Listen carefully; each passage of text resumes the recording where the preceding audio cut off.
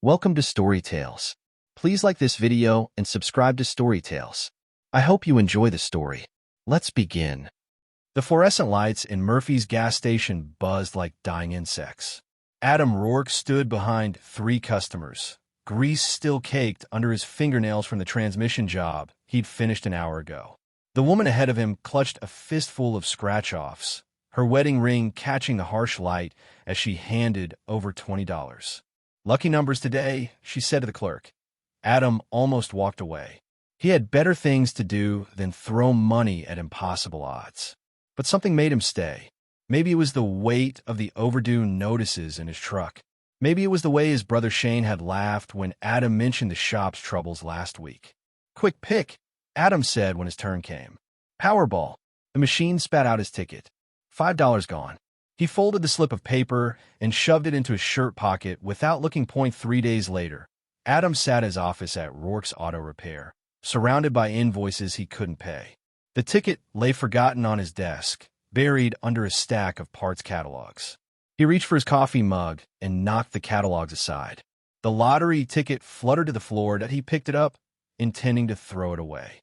Instead, he pulled out his phone and checked the winning numbers from Tuesday's drawing. 7-14-23-31-42. Powerball. 18. Adam stared at his ticket. He blinked hard and looked again. The numbers stared back at him, unchanged. 7-14-23-31-42. Powerball. 18. His hand started shaking. He set the ticket on his desk and walked to the water cooler, gulping down a paper cup of lukewarm water. When he returned, the numbers were still there. $30 million. Adam sat down heavily in his chair. He picked up the phone to call Taylor, then set it down. He started to dial the lottery office, then hung up. Instead, he folded the ticket carefully and slipped it into his wallet. He told no one that the rest of the day passed in a blur. He finished a brake job on Mrs. Henderson's Honda, replaced a timing belt on a pickup truck, and closed the shop at 6. He drove home to the small ranch house he'd shared with Taylor for 15 years, the lottery ticket burning a hole in his wallet. "How was work?" Taylor asked from the kitchen. She stood at the stove, stirring something that smelled like tomatoes and garlic. "Same as always," Adam said. He watched his wife move around their cramped kitchen, her brown hair pulled back in a ponytail, wearing the jeans and sweater she'd owned for 3 years. She hummed while she cooked, content in their simple life. Adam said nothing about the ticket. That night, he lay awake staring at the ceiling. $30 million could change everything. Pay off the shop's debts, buy a new house, give Taylor the life she deserved. But it could also destroy everything. Adam had seen what money did to people. He'd watched his own family circle like vultures whenever someone had a stroke of luck. When his uncle died and left a small inheritance, his cousins had fought like animals over every dollar. When his neighbor won 1,000 on a scratch-off, suddenly everyone was his best friend. Money revealed who people really were underneath.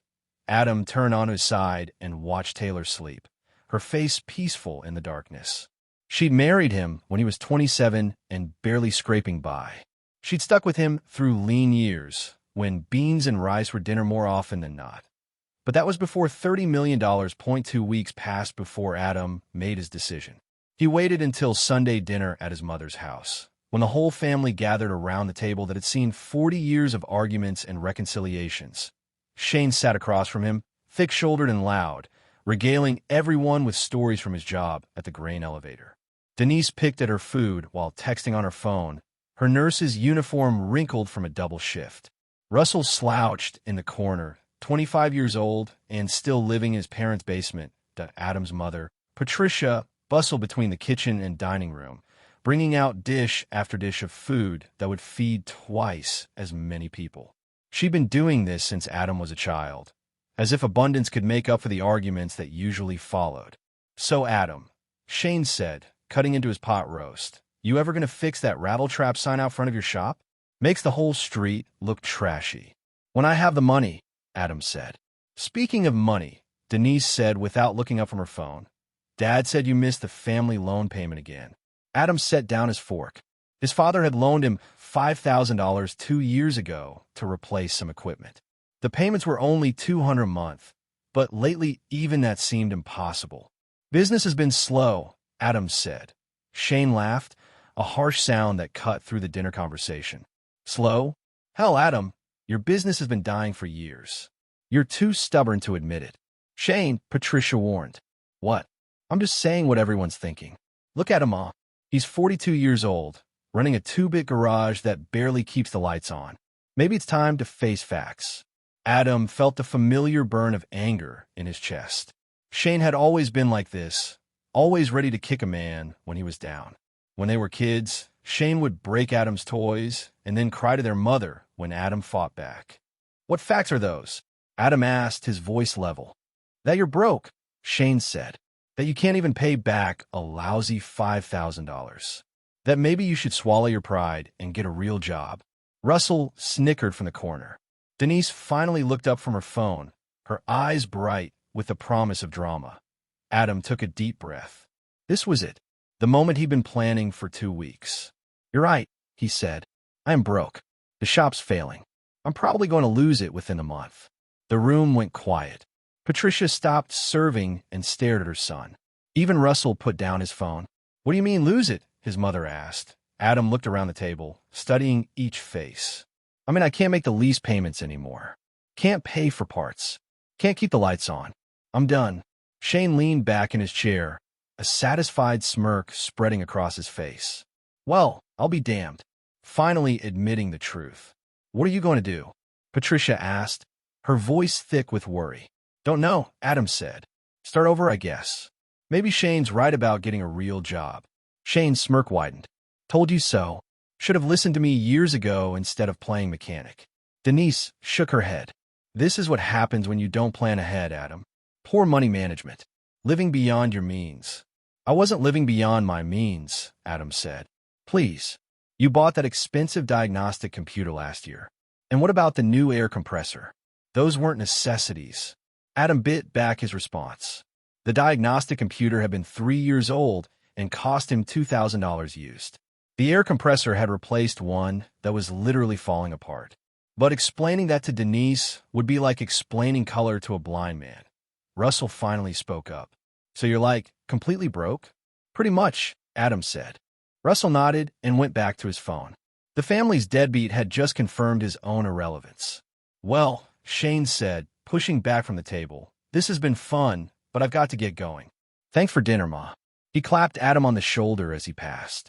Don't take it too hard, little brother. Maybe this will teach you some humility. Denise gathered her purse and keys. I have to work early tomorrow. Adam, you should really think about budgeting classes. The community college offers them. One by one, they left. Russell mumbled something about meeting friends and disappeared. Patricia cleaned up the dishes with unusual quiet, shooting worried glances at Adam. You sure there's nothing we can do to help? She asked finally. Adam almost smiled. His mother had been married to his father for 45 years. She knew exactly how much money they had, which was barely enough to cover their own bills. But she offered anyway, because that's who she was. I'll be fine, Ma, Adam said. Always land on my feet. He drove home in silence, thinking about Shane's laughter and Denise's lecture and Russell's indifference. Not one of them had offered to help. Not even a token gesture. Taylor was waiting for him in the living room, curled up on the couch with a book. How was dinner? She asked. Adam sat down beside her and told her everything. About the shop failing, about the money running out, about probably losing everything within the month. Taylor closed her book and turned to face him. Why didn't you tell me it was this bad? Didn't want to worry you. She was quiet for a long moment, her dark eyes searching his face. Then she reached over and took his hand. We'll figure it out, she said. I can pick up more bookkeeping clients. Maybe work weekends. And I've got that jewelry my grandmother left me. The pearls and the gold bracelet. They're not worth much, but... Taylor, no. I'm not asking you to sell your grandmother's jewelry. You're not asking. I'm offering. She squeezed his hand. We're married, Adam. Your problems are my problems. Your debts are my debts. We'll figure it out together. Adam stared at his wife. This woman who just offered to sell the only valuable thing she owned to help save his failing business. While his own family had laughed and lectured and walked away. I love you, he said. I love you too. And we're going to get through this. That night, Adam lay in bed listening to Taylor's steady breathing and thinking about the lottery ticket hidden in his wallet. She passed the test. She was the only one who'd passed point 3 weeks later. Adam found Taylor in the laundry room, folding his work shirts with the same methodical care she brought to everything. The washing machine chugged in the corner, and steam rose from the basket of clothes she'd just pulled from the dryer. He leaned against the doorframe and watched her work. She'd already sold her grandmother's jewelry, despite his protests.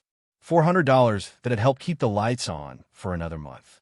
She'd also taken on 3 new bookkeeping clients, staying up until midnight to finish their books after working her regular job all day. "Taylor," he said. She didn't look up from a shirt she was folding. "I need to tell you something." Something in his tone made her stop. She set down the shirt and turned to face him, her expression wary. "What is it?" Adam pulled the lottery ticket from his wallet. He'd been carrying it for a month now, the paper soft from handling. He held it out to her. "I didn't lose the shop," he said. "I won $30 million. I just needed to know who I could trust." Taylor stared at the ticket in his hand. For a moment, she didn't move. Then she snatched it from him and held it up to the light, reading the numbers. "This is real," she whispered. "I checked it 100 times. It's real." The ticket fluttered from her fingers as she sank onto the laundry basket. Her hands flew to her mouth, and tears started streaming down her face. $30 million, she said through her fingers. 30 million. She launched herself at him, wrapping her arms around his neck and sobbing into his shoulder. "I can't believe it. I can't believe you won. I can't believe you didn't tell me." Adam held her tight, breathing in the scent of her shampoo and detergent and the faint smell of the fabric softener she used. "I had to be sure." "Sure of what?" "That you'd still love me if I was broke. That you wouldn't change if I was rich." Taylor pulled back to look at him, her eyes red and shining. "How could you think I'd change?" "Because money changes everyone. Not me. Never me." Adam wiped the tears from her cheeks with his thumbs. "I know that now. That's why I'm telling you." She kissed him then, hard and desperate, tasting like salt and joy. When they broke apart, she laughed and cried at the same time. $30 million, she said again, as if saying it would make it real. "What do you want to do first?" Adam asked. Taylor's eyes went bright and distant. "A house. A real house with a big kitchen and a master bathroom that doesn't have that crack in the tile. And clothes. God, I haven't bought a new dress in 2 years." Adam nodded, but something cold settled in his stomach. "Sure. A house. And a car. Something nice. Maybe a BMW or a Mercedes.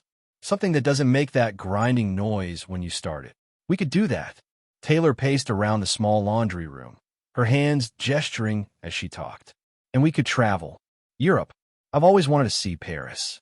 And maybe join the country club. You know, the one where all the lawyers and doctors play golf." The cold feeling spread through Adam's chest. The country club?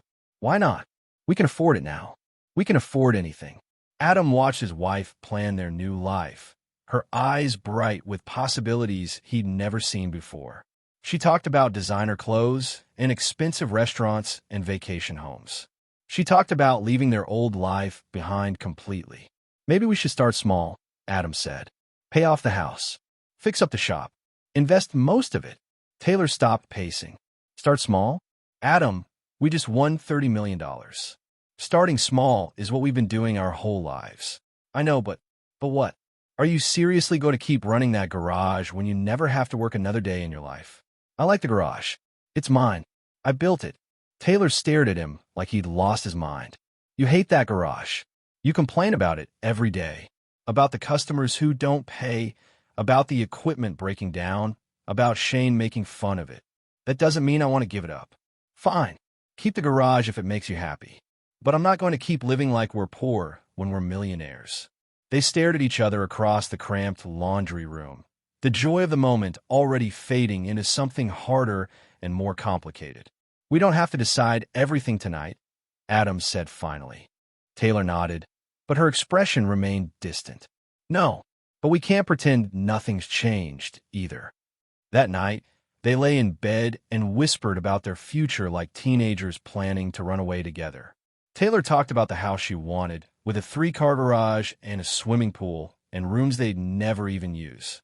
Adam talked about investing the money wisely, about making it last forever, about the freedom that came from never having to worry about bills again. They were talking about the same $30 million, but they weren't talking about the same life. 2 months after the confession, Adam found the shopping bags hidden in Taylor's car that he'd gone out to get his tools from the trunk when he saw them stuffed behind the spare tire. 3 bags from stores he'd never heard of containing clothes that probably cost more than he used to make in a month. Adam pulled out a dress with the tag still attached. $500 for something that looked like it belonged in a magazine. He found shoes that cost $300, a purse that cost $800, and a silk blouse with a price tag that made his throat tight. He carried the bags into the house and set them on the kitchen counter. "Taylor," he called. She emerged from the bathroom, her hair wrapped in a towel. When she saw the bags, her face went pale. "Where did these come from?" Adam asked. "I bought a few things." "A few things?" Adam pulled out the dress. "This costs $500. So, we can afford it now. That's not the point. We agreed to be careful, to not change our lifestyle too fast." Taylor's jaw tightened. "No, you decided that. I never agreed to keep living like paupers when we have $30 million in the bank. We don't have $30 million in the bank. We have it in investments. And it won't last forever if we spend it like idiots." "Idiots?" Taylor's voice rose. "I bought a few nice things for the first time in my life, and you're calling me an idiot?" Adam set down the dress and tried to keep his voice level. "I'm saying we need to be smart about this." "Smart?"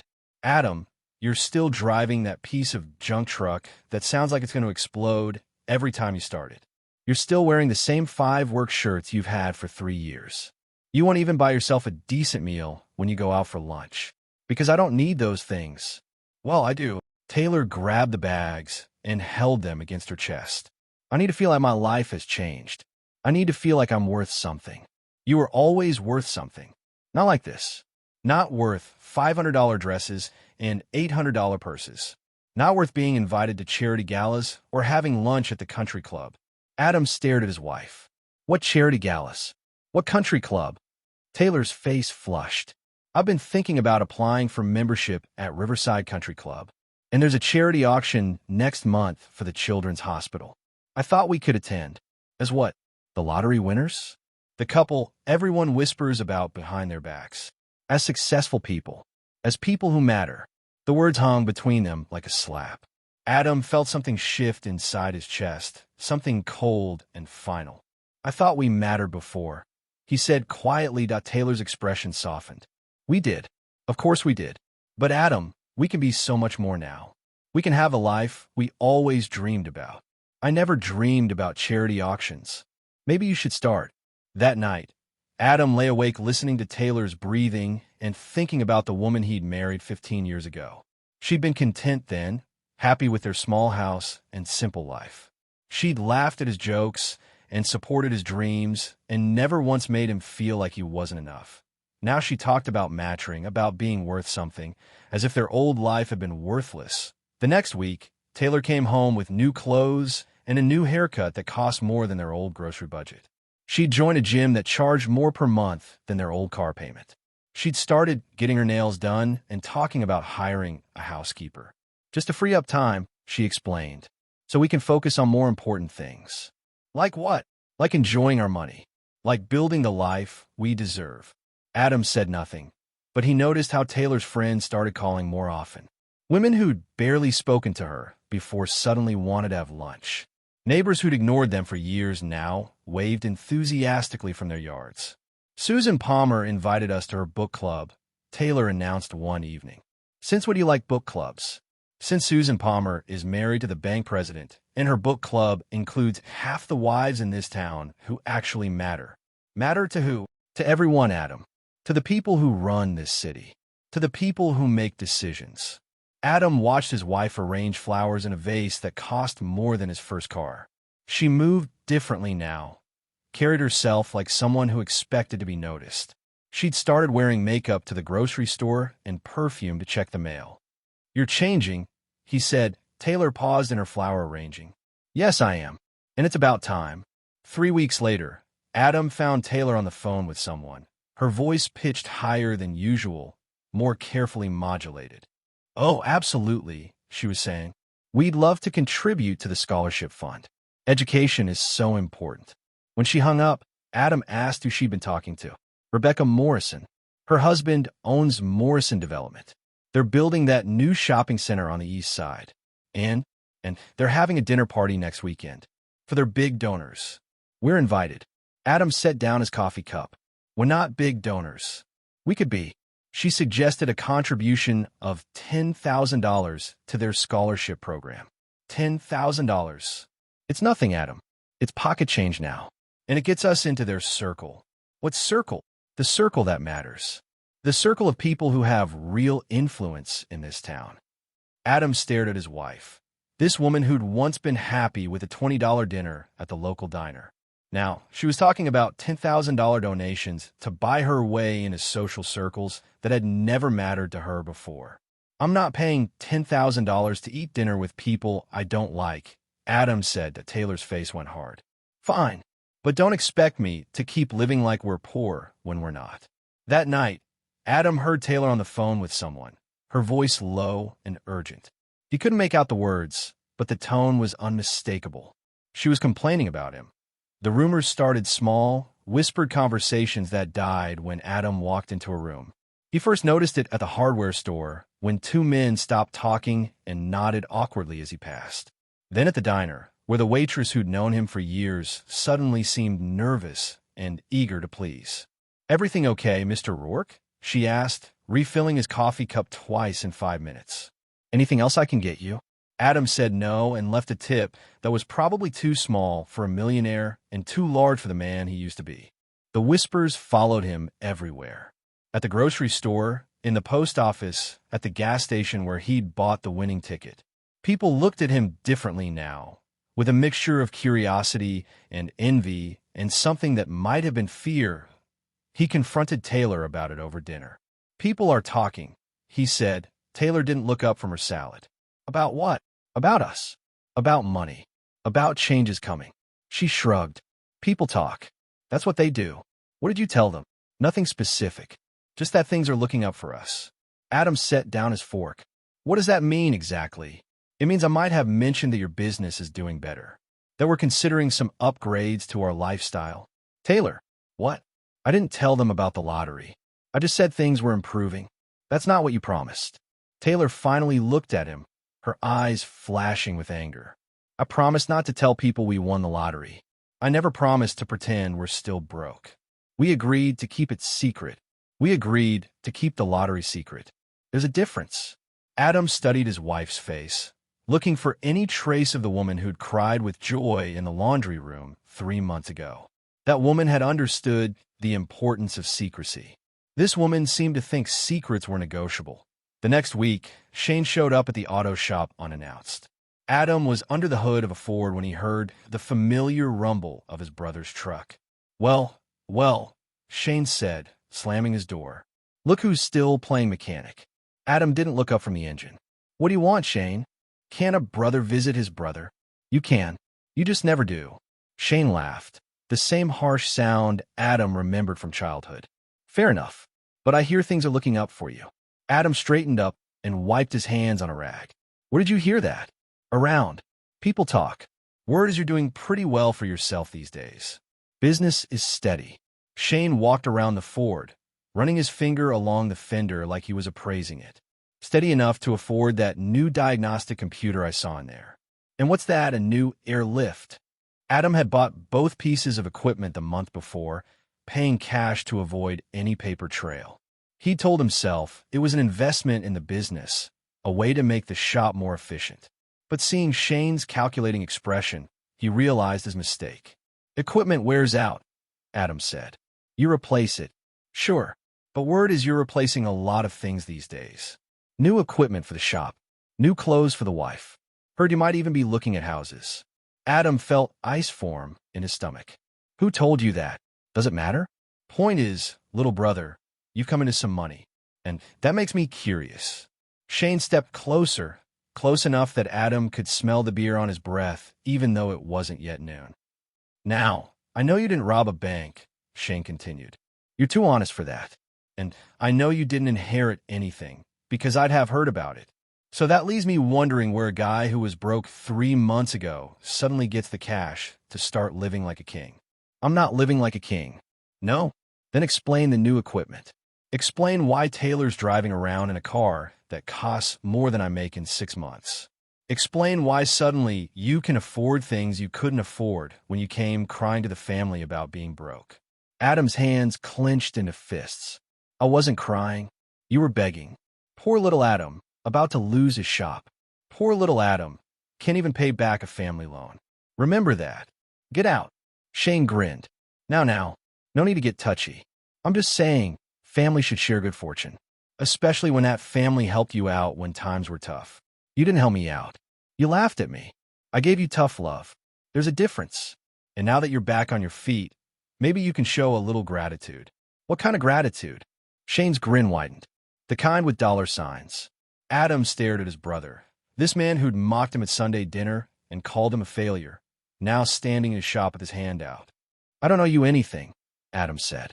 Maybe not legally, but morally? Family is family, Adam. We stick together. We help each other out. Like you helped me out 3 months ago. Shane's expression hardened. I was teaching you a lesson, making you face reality.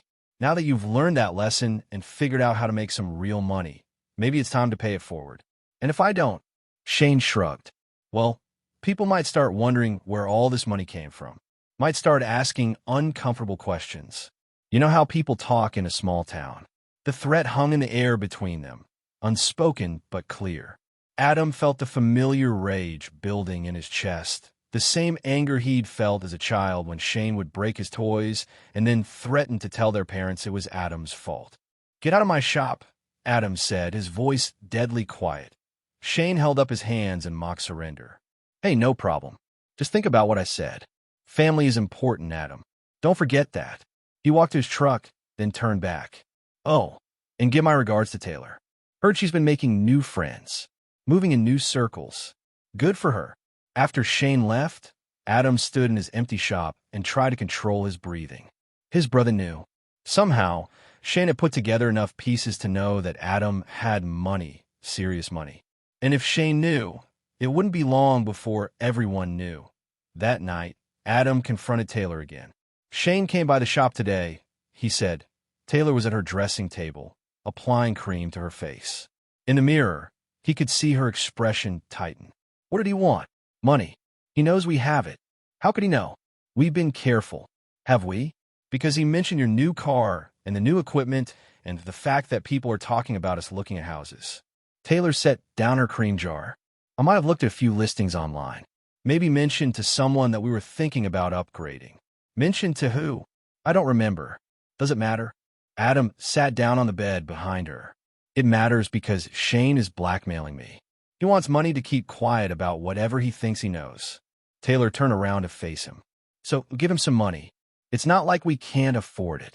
That's not the point. Then what is the point, Adam? Because from where I'm sitting, it looks like you're more concerned with keeping your precious secret than you are with actually enjoying the money we won. The secret is what protects us. From what? From people knowing we're successful? From people treating us like we matter? Adam stared at his wife, this woman who'd once understood the danger that came with money. Now she seemed to think money was just another accessory, something to be displayed and enjoyed. You used to understand, he said. I used to be scared, Taylor replied. Now I'm not. 3 days later, Adam found Taylor and Shane having coffee in their kitchen. He walked in through the garage door and stopped short when he saw them sitting at his table, their heads bent together in conversation. They looked up when he entered, Shane with his familiar smirk, and Taylor with an expression Adam couldn't read. Adam, Shane said, we were just talking about you. I'm sure you were. Adam set his keys on the counter. What are you doing here, Shane? Your lovely wife invited me over. We've been having the most interesting conversation. Adam looked at Taylor, who wouldn't meet his eyes. About what? About family, Shane said. About loyalty. About how sometimes the people closest to us don't appreciate what they have. Get out, Adam said. Shane stood up slowly, still smiling. Now, is that any way to treat family? Especially family who's just trying to help. Help with what? Help you see sense. help you understand that hoarding money while your family struggles isn't very Christian of you. Adam's hands clenched into fists. My family isn't struggling. My family is fine. Are we? Because last I checked, Russell still can't find a decent job. Denise is working double shifts to pay for her kids' school clothes. And me? Well, let's just say the grain elevator isn't exactly making me rich. That's not my problem. Shane's smile faded. It could be, though, if people started asking questions about where all your money came from. If they started wondering why a guy who was broke 3 months ago is suddenly throwing cash around like a millionaire. Taylor spoke for the first time since Adam had entered the room. Shane makes some good points, Adam. About family. About responsibility. Adam stared at his wife, feeling something cold and final settle in his chest. Does he? Yes. We've been blessed with this money. Maybe we should share some of that blessing. Share it with the brother who laughed when I said I was broke. Share it with the sister who lectured me about poor money management. Share it with the cousin who couldn't even be bothered to look up from his phone. There's still family, Taylor said. So are you, Adam replied. And 3 months ago, you were the only one who offered to help. Shane chuckled. 3 months ago, we didn't know you were sitting on a fortune. The words slipped out before Shane could stop them. Adam saw Taylor's face go pale as she realized what her brother-in-law had just revealed. How do you know about a fortune? Adam asked quietly. Shane's smirk faltered. I meant, we didn't know you had figured out how to make real money. No, you said fortune. You said I was sitting on a fortune. How would you know that unless someone told you? Adam looked at Taylor, who was staring at the table. Unless my wife told you. Adam, Taylor started. Did you tell him about the lottery? Taylor's silence was answer enough. Shane cleared his throat. Look, it doesn't matter how I found out. What matters is what we do now. And what I think we should do is come to an understanding. A family understanding. Adam felt the rage building in his chest, hot and pure and focused. His wife had betrayed him. His brother was blackmailing him. And they were sitting in his kitchen, discussing it like it was a business transaction. Get out, he said, his voice barely above a whisper. Now, Adam, get out. Shane stood up quickly, his chair scraping against the floor. Fine, but this isn't over. Family is family, Adam. We take care of each other, one way or another. After Shane left, Adam and Taylor sat in silence. The kitchen felt smaller somehow, contaminated by what had just happened. How long? Adam asked finally. How long what? How long have you been talking to Shane about the money? Taylor didn't answer. How long? A few weeks, she whispered. A few weeks. While I've been lying awake at night, worrying about keeping our secret safe, you've been having coffee dates with my brother, discussing how to spend our money. It wasn't like that. Then what was it like? Taylor finally looked at him, her eyes defiant.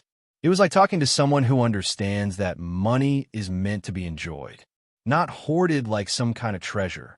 Money is meant to protect us. From what? From being happy? From being generous?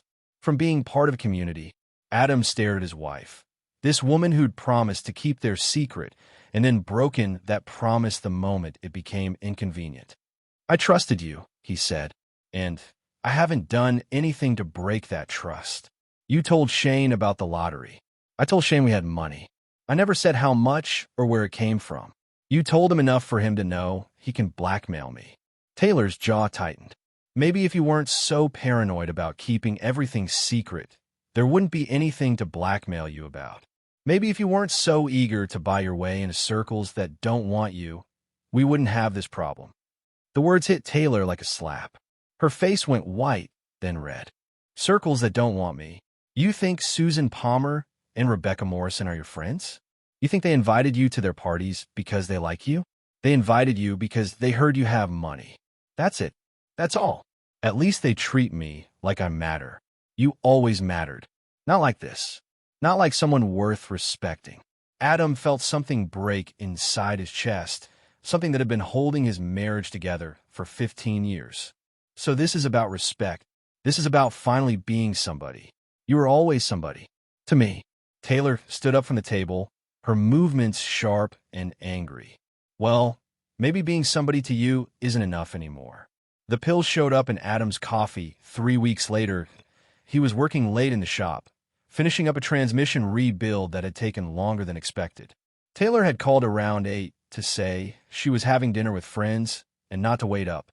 She'd been doing that more often lately, having dinner with friends, going to book clubs, attending charity meetings. Adam had gone home around 10, tired and looking forward to a quiet evening. He'd made coffee and settled into his chair in the living room, planning to watch the news before bed. The coffee tasted bitter, more bitter than usual. He took a few sips, then set the cup aside and reached for the remote. 20 minutes later, the room started spinning. Adam gripped the arms of his chair as the world tilted sideways. His vision blurred, and his heart started racing. He tried to stand up and nearly fell over. Something was wrong. Very wrong, that he stumbled to the kitchen and grabbed his coffee cup, sniffing the contents. It smelled like coffee, but there was something else underneath. Something medicinal. Adam dumped the coffee into the sink and rinsed the cup, his hands shaking. Then he went to the bathroom and forced himself to vomit, sticking his finger down his throat until his stomach emptied. By the time Taylor came home, Adam was sitting in the living room with a glass of water, feeling almost normal again. "How was dinner?" he asked. "Fine. Just the usual gossip." Taylor kicked off her shoes and sat down on the couch. "You look pale. Are you feeling okay?" "Just tired." Adam watched his wife's face, looking for any sign of guilt or concern or fear. He saw nothing but casual interest. "I made some coffee earlier," he said. "Left it on the counter. You might want to dump it out." "Why?" "Taste it off. Might be something wrong with the machine." Taylor nodded and went to the kitchen. He heard her moving around, heard the sound of liquid being poured down the drain. When she came back, she was carrying a dish towel. "The cup was still dirty," she said. "Had some kind of residue in the bottom. Probably just old coffee." "Probably." That night, Adam lay awake thinking about the bitter taste and the spinning room and the residue in his coffee cup. It could have been an accident. Old coffee grounds, a dirty machine, a reaction to something he'd eaten, but it could also have been something else. The next morning, Adam called his doctor and scheduled a physical. He told Dr. Martinez about the dizzy spell, the racing heart, the strange taste in his coffee. "Any medications you're taking?" Dr. Martinez asked. "None." "Wife taking anything?" "Sometimes pills get mixed up. She takes something for sleep." "Ambien, I think." Dr. Martinez nodded. "Ambien can cause those symptoms if you take too much, or if you're not used to it. Easy mistake to make." "What kind of mistake?" "Crushing up a pill by accident. Leaving residue on a spoon or in a cup. Happens more than you'd think." Adam left the doctor's office with a clean bill of health and a growing suspicion in his chest. Over the next week, he started paying attention to things he'd been ignoring. The way Taylor encouraged him to have a beer with dinner. The way she always made his coffee in the morning. The way she'd started suggesting he drive when they went out, even when she was sober and he'd been drinking. "You're such a good driver," she'd say. "I feel safer when you're behind the wheel." It would have been flattering if it weren't so suspicious. Friday night, Taylor suggested they go out for dinner at a restaurant on the other side of town. A place with a bar, where they could have a few drinks before eating. "I'll drive," Adam said. "Don't be silly. I'll drive. You can relax and enjoy yourself." "I don't mind driving." "Adam." Taylor's voice took on an edge. "I said I'll drive." They stared at each other across the kitchen, and Adam saw something in his wife's eyes that he'd never seen before. Something cold and calculating. "Fine," he said. "You drive." At the restaurant, Taylor ordered a bottle of wine and kept refilling Adam's glass. She talked about her new friends, about the charity auction she wanted to attend, about the house she'd found that she thought they should look at. "It's only $2 million, she said, "and it is everything we've ever wanted. A big kitchen, a 3-car garage, a pool. $2 million for a house. It's an investment. Real estate always appreciates." Adam sipped his wine and watched his wife's animated face. She was beautiful when she was excited, her eyes bright, and her cheeks flushed. But there was something underneath the excitement, something hungry and desperate. "What if I said no?" Adam asked. "To the house. To all of it. The house, the country club, the charity auctions. What if I said I wanted to keep things simple?" Taylor's smile faded. "You wouldn't do that." "Would not." "Adam, we've talked about this. We have $30 million. We can have a life we always dreamed about. I never dreamed about $2 million houses. Then maybe you should start. On the drive home, Taylor kept glancing at Adam in the passenger seat. You seem tense, she said. Just thinking. About what? About how different you are now. Taylor's hands tightened on the steering wheel. I'm not different. I'm just not pretending to be poor anymore. You used to be happy with what we had. I was making the best of what we had. There's a difference. They drove the rest of the way in silence. Adam stared out the window at the dark streets and thought about the woman he'd married, the woman who'd cried with joy when he told her about the lottery, the woman who'd promised to keep their secret. That woman was gone. In her place was someone he didn't recognize, someone who looked like his wife but thought like a stranger. When they got home, Taylor went straight to the bedroom. Adam lingered in the kitchen, checking the locks and turning off the lights. When he finally went to bed, Taylor was already asleep, or pretending to be. Adam lay in the darkness and listened to her breathing and wondered what she was planning. He didn't have to wait long to find out. The next week, Taylor started leaving literature around the house. Brochures for life insurance companies, articles about estate planning, information about trusts and wills and beneficiaries. We should really update our insurance, she said over breakfast. Now that we have assets to protect. What kind of assets? The money, Adam. $30 million is a lot of assets. It's invested.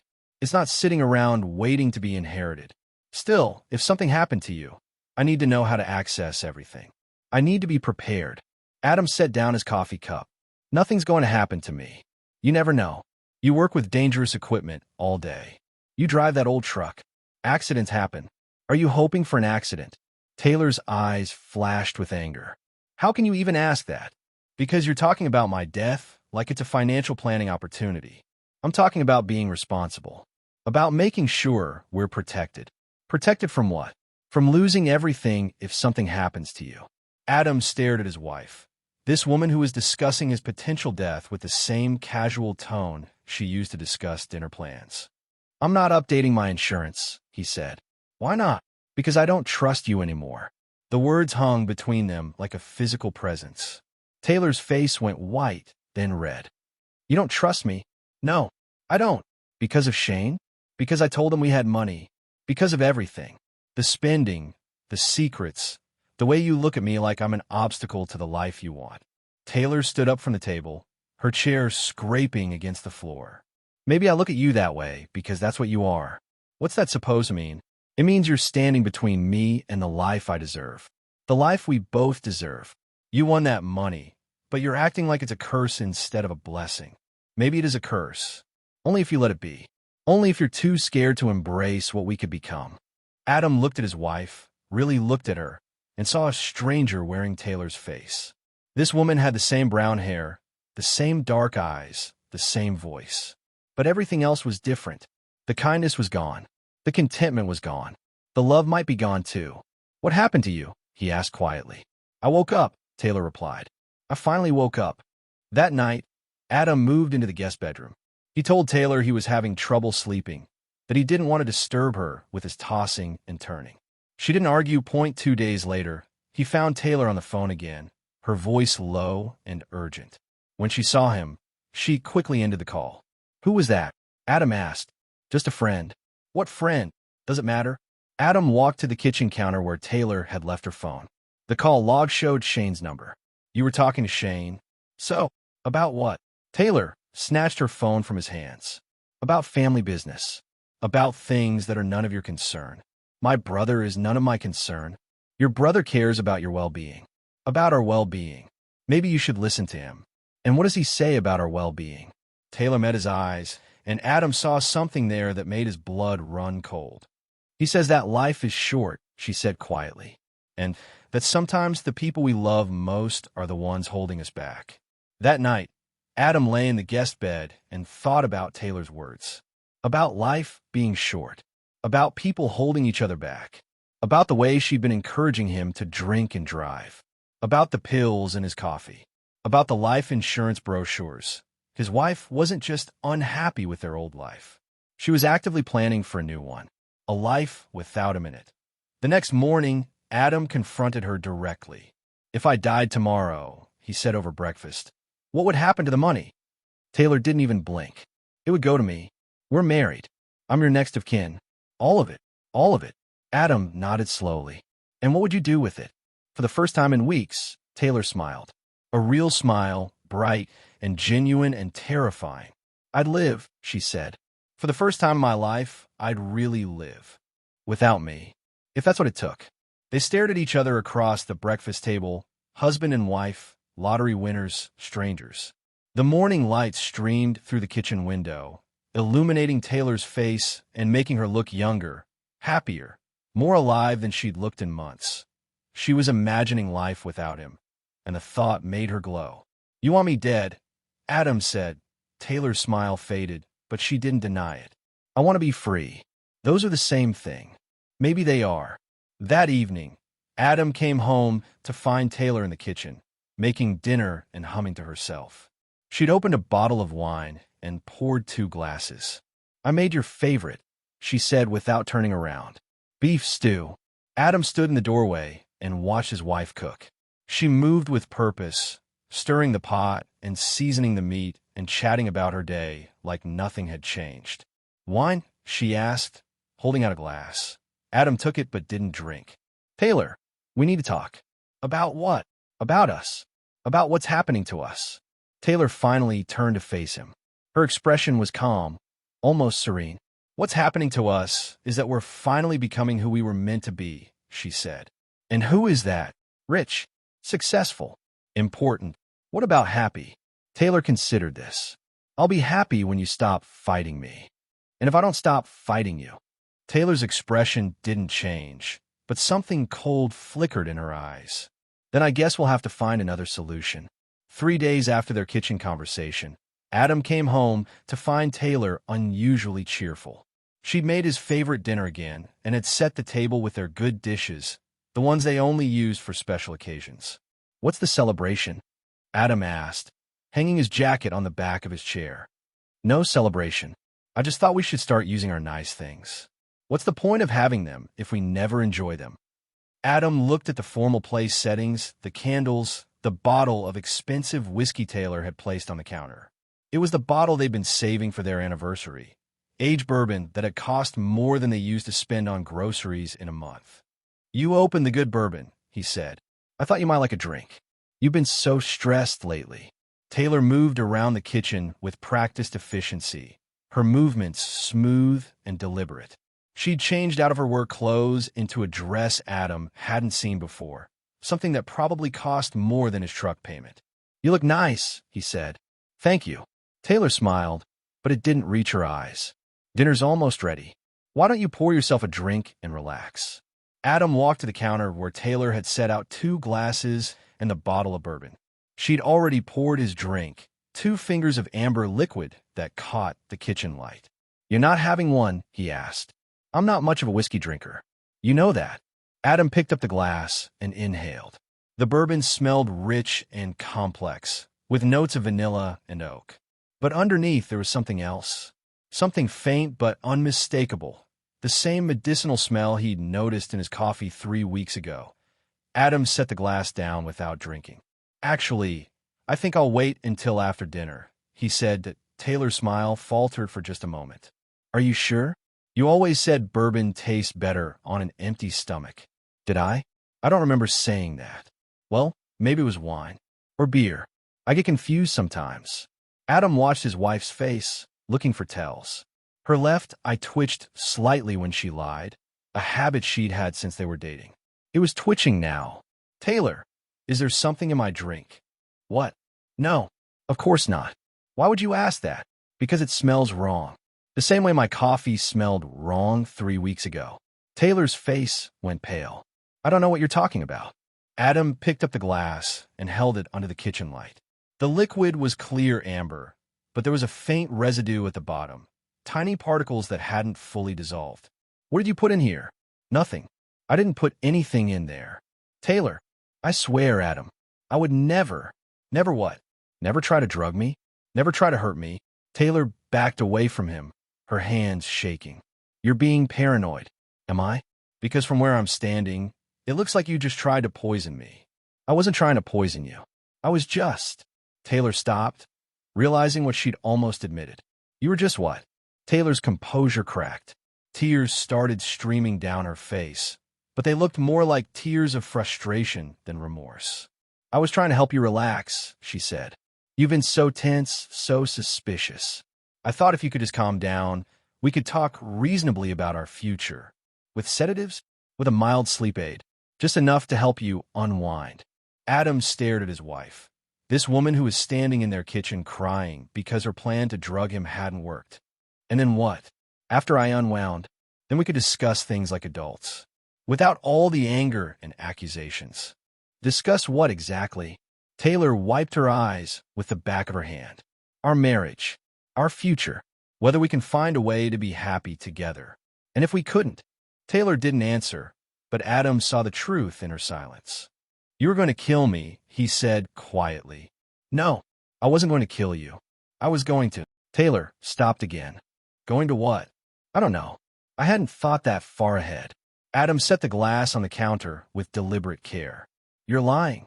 I'm not lying. Yes, you are. You had it all planned out. Drug the whiskey, wait for me to pass out, then what? Stage an accident? Push me down the stairs? Make it look like I fell and hit my head. Taylor's tears stopped. Her expression went cold and hard. You can't prove that, she said. Can't I? Adam pulled out his phone and took a picture of the whiskey glass, the bottle, the formal table setting. Then he called 911. What are you doing? Taylor asked. Well, I should have done weeks ago. Taylor lunged for the phone, but Adam stepped back. She stumbled and fell against the kitchen counter, knocking over the bourbon bottle. The liquid spilled across the floor, filling the room with the smell of expensive whiskey and something medicinal. 911, what's your emergency? This is Adam Rourke at 1247 Maple Street. I need police and paramedics. My wife just tried to drug me. Sir, can you repeat that? My wife put sedatives in my drink. I didn't consume any, but I have the evidence. I need officers here now. Taylor scrambled to her feet, her dress soaked with bourbon. Adam, hang up. Please. We can work this out. We're past working things out. I wasn't going to hurt you. I swear on my mother's grave, I wasn't going to hurt you. Your mother's still alive. Taylor's face went white as she realized what she'd said. Officers are on their way, sir. Stay on the line. Adam kept the phone pressed to his ear and watched his wife pace around the kitchen like a caged animal. Her careful composure was completely gone now, replaced by panic and desperation. You don't understand, she said. I love you. I've always loved you. I just wanted us to be happy. By drugging me. By removing the obstacles to our happiness. I'm not an obstacle, Taylor. I'm your husband. You're both. The words hit Adam like a physical blow. His wife, the woman he'd shared his bed with for 15 years, had just confirmed that she saw him as an obstacle to be removed. If you loved me, he said quietly, you wouldn't want me dead. I don't want you dead. I want you gone. There's a difference. Not from where I'm standing. They heard sirens in the distance, growing louder. Taylor ran to the window and looked out at the street. They're coming, she said. Adam, please. You can tell them it was a misunderstanding. Tell them we had a fight and you overreacted. No, please. Think about what this will do to us. To our reputation. To our future. We don't have a future. We could. If I just what? Pretend you didn't try to drug me? Pretend you weren't planning to kill me? Pretend I can trust you again. Taylor turned from the window, her face streaked with tears and mascara. I made a mistake. One mistake. People make mistakes. Attempted murder isn't a mistake. It's a choice. The sirens are louder now, just a few blocks away. Taylor grabbed Adam's arm, her fingers digging into his skin. I'll do anything, she said. I'll go to counseling. I'll give up the money. I'll go back to the way things were before. You can't go back. Neither of us can. Why not? Adam looked at his wife, really looked at her, and saw a stranger. The woman he'd married would never have drugged his drink. The woman he'd married would never have plotted his death. The woman he'd married was gone, replaced by someone who valued money more than love, status more than loyalty, freedom more than marriage. Because I know who you really are now, he said. The police cars pulled into their driveway, red and blue lights flashing through the kitchen window. Taylor released Adam's arm and stepped back, her face resigned. You're making a mistake, she said. No, Adam replied. I'm fixing one. The officers knocked on the front door. Adam went to answer it, leaving Taylor standing in the kitchen, surrounded by spilled bourbon and broken dreams. 6 months later, Adam sat in the witness stand of the county courthouse, his hand still raised from taking the oath. The courtroom was packed with reporters, curious neighbors, and family members who'd come to watch the spectacle. In the defendant's chair, Taylor sat between her two court-appointed lawyers, wearing a simple gray dress that made her look smaller and younger than her 39 years. She'd lost weight during her time in jail, and her hair had grown out, showing gray roots she'd always colored before. She didn't look like a woman who'd tried to murder her husband. She looked like someone's mother, someone's daughter, someone who'd made a terrible mistake. But Adam knew better. "Mr. Rourke," the prosecutor said, "please tell the court what happened on the evening of November 15th.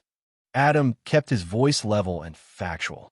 He described coming home to find Taylor unusually cheerful, the formal dinner setting, the bourbon glass with sedatives dissolved in the bottom.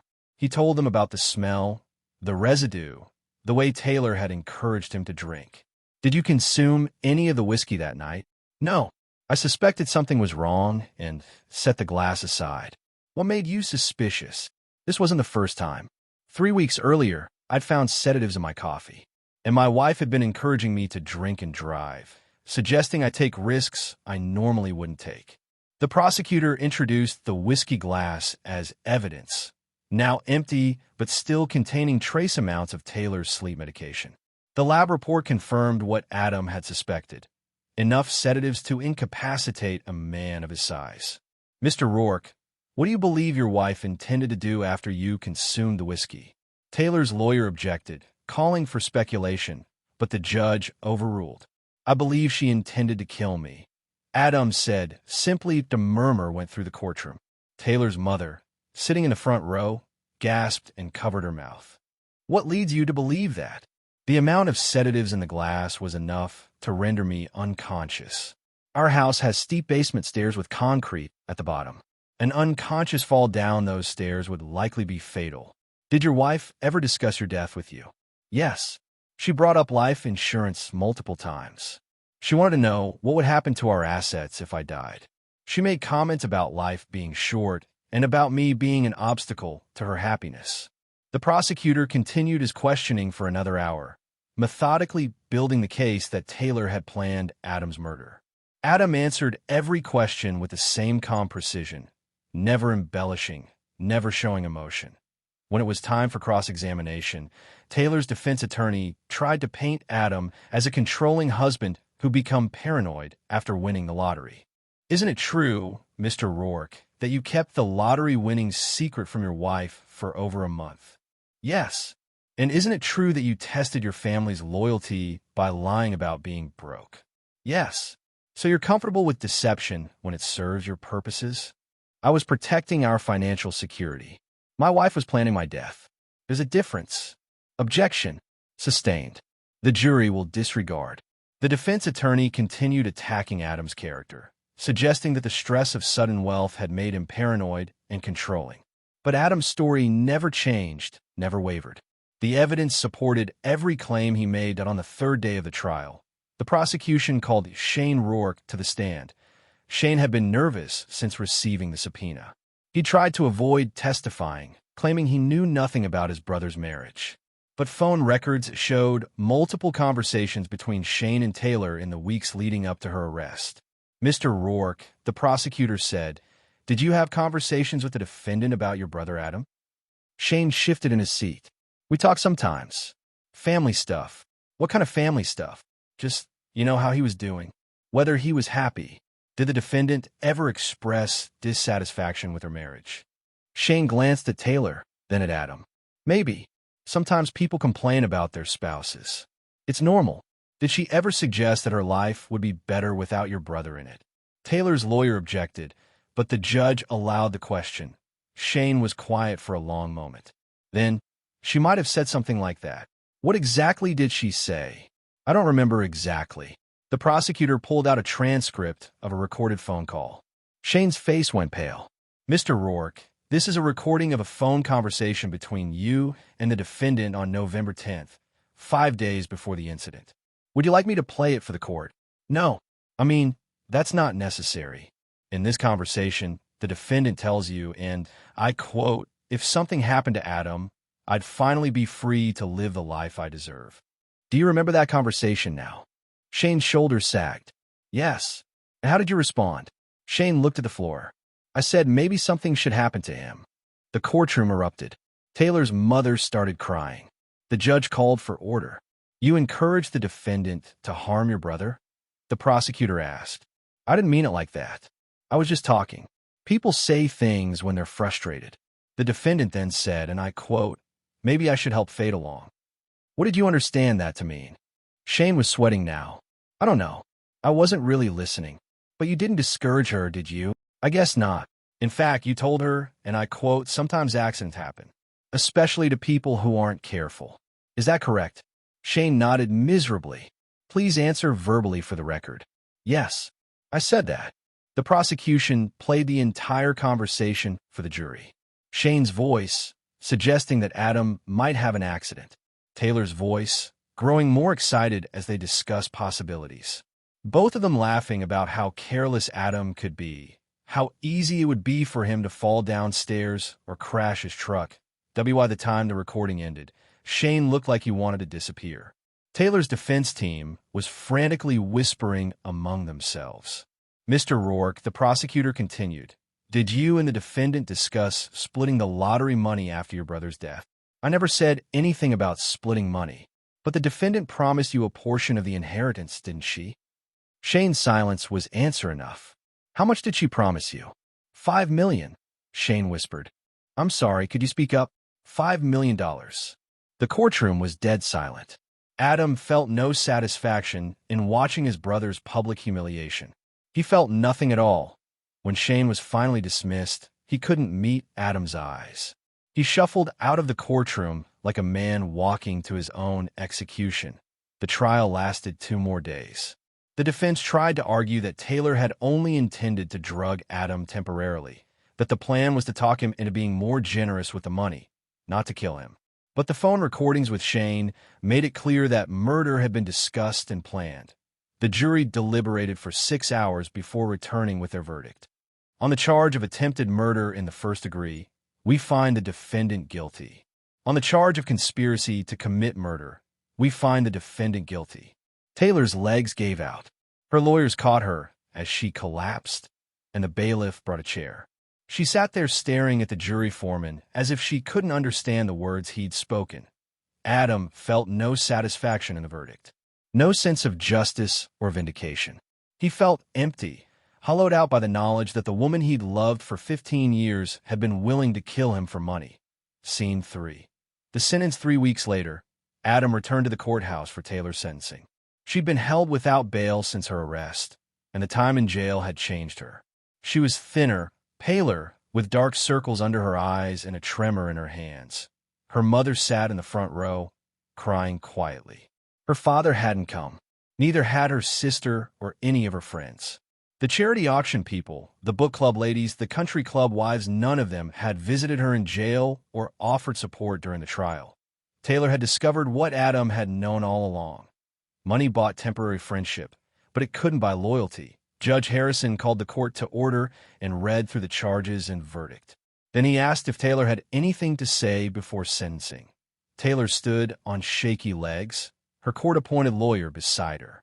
Your Honor, she said, her voice barely audible. I want to apologize to my husband. To Adam. I lost my way. The money changed me, made me into someone I didn't recognize. I never meant for things to go so far. She paused, wiping her eyes with a tissue. I know I can't undo what I did. I know I can't take back the pain I caused. But I want Adam to know that I loved him. I still love him. And I'm sorry. Adam watched his wife's performance with cold detachment. Even now, even facing years in prison, she was still lying. She wasn't sorry for trying to kill him. She was sorry for getting caught. Judge Harrison consulted his notes. Mrs. Rourke, the court has reviewed your case carefully. Attempted murder is a serious crime, made more serious by the premeditation evident in your actions. The phone recordings with Shane Rourke show clear planning and intent to commit murder. Taylor swayed slightly, gripping the defense table for support. The court sentences you to 25 years in state prison, with the possibility of parole after 15 years. On the conspiracy charge, you will serve an additional 5 years to run concurrently. Taylor collapsed in her chair, sobbing. Her mother wailed from the front row. The bailiff moved to escort Taylor from the courtroom. She passed Adam's row. Taylor looked at him with desperate eyes. "Adam, please," she whispered. "Don't let them do this to me." Adam stared at his wife, this woman who'd shared his bed and his dreams and his lottery ticket. She looked small and broken and pitiful. He felt nothing. "You did this to yourself," he said quietly. Taylor was led away in handcuffs, still crying, still looking back at Adam as if he might change his mind and save her. He wouldn't. Outside the courthouse, reporters shouted questions at Adam. He pushed through them without comment and drove home to his empty house. 2 years later, Adam sat in his expanded auto shop, counting the day's receipts. The business was thriving now. He'd used some of the lottery money to upgrade equipment, hire 2 additional mechanics, and expand into the building next door. The shop was exactly what he'd always envisioned: efficient, profitable, and respected in the community. Customers came to him because he did good work at fair prices, not because they knew about his money. Most people had forgotten about the lottery ticket. The trial had been big news for a few weeks. Then other scandals had taken place. Adam was no longer the man who'd won $30 million. He was just the guy who ran the best auto shop in town, that he'd moved out of the house he'd shared with Taylor and bought a modest place on the other side of town. 3 bedrooms, 2 baths, nothing fancy. He drove the same truck he'd driven before winning the lottery, though he'd had it completely rebuilt with the best parts money could buy. The lottery money was still mostly intact, invested conservatively in index funds and municipal bonds. Adam drew a modest salary from the investments and lived well below his means. He donated anonymously to the Children's Hospital, the Animal Shelter, and a scholarship fund for kids who couldn't afford college. He never flaunted his wealth, never joined clubs or attended charity auctions, never bought expensive clothes or cars. He lived quietly, worked hard, and kept his own counsel. Shane had tried to contact him several times after the trial. He'd left voicemails apologizing, sent letters asking for forgiveness, even shown up at the shop once to beg for another chance. Adam had listened to the voicemails once, then deleted them. He'd thrown away the letters without reading them. When Shane had appeared at the shop, Adam had told him to leave and never come back. "We're still family," Shane had pleaded. "No," Adam had replied. "We're not." He'd cut ties with the rest of his family, too. His mother still called occasionally, trying to maintain some connection, but Adam kept the conversations brief and infrequent. They'd all known about Shane's phone calls with Taylor. They'd all chosen sides, and they hadn't chosen his. Trust, once broken, couldn't be repaired. Taylor sent letters from prison regularly. At first, they'd been angry, full of accusations and blame. Then they'd become pleading, begging Adam to visit her, to help her appeal her conviction, to remember the good times they'd shared. Now they were desperate. Taylor's health was failing in prison. She'd been attacked by other inmates who saw her as a privileged woman who'd tried to murder her husband for money. Her appeals had been denied. Her family had stopped visiting. Adam read the first letter, then threw the rest away unopened. Whatever Taylor was suffering in prison, she'd earned it. He felt no pity for her, no desire to help or forgive. He'd learned something important from the lottery ticket. Money didn't reveal people's true character. Pressure did. The possibility of wealth, the temptation of an easier life, the choice between loyalty and greed, that was what showed who people really were underneath. Taylor had failed the test. So had Shane, Denise, Russell, and the rest of them. They'd all revealed themselves to be exactly what Adam had suspected: selfish, greedy people who cared more about money than family. Only he had passed the test. Only he had remained true to his principles. Adam finished counting the cash and locked it in the safe. Outside, the sun was setting over Wichita, painting the sky orange and red. He could hear traffic on the street, the distant sound of a train whistle, the ordinary sounds of ordinary life. He thought about the lottery ticket that had started it all, that slip of paper that had changed everything and revealed everyone's true nature. The ticket was gone now, destroyed as evidence in Taylor's trial. But the lessons it had taught him remained. Trust was a test that most people failed. Family was a word that meant nothing without loyalty. And money was just a tool useful for some things, dangerous in the wrong hands, but ultimately less important than character. Adam turned off the lights and locked up the shop. Tomorrow would be another day of honest work, simple pleasures, and quiet satisfaction. He had everything he needed and nothing he didn't want. He'd learned to tell the difference. That as he walked to his truck, Adam thought about the final thing the lottery had taught him. Some failures had consequences that lasted forever. Taylor would spend the next 15 years learning that lesson in prison. And Adam would spend the rest of his life making sure he never forgot it. He drove home through the darkening streets of Wichita, past houses where families were sitting down to dinner, past lives that continued in their ordinary patterns. Adam was content to be ordinary again, to be invisible and unremarkable. Money had revealed who everyone really was. And Adam had decided he liked himself better poor and honest than rich and surrounded by liars. The $30 million was still there, still earning interest, still growing. But it no longer controlled his life or defined his relationships. It was just money, nothing more. Trust was the real treasure. And Adam had learned it was rarer than any lottery jackpot.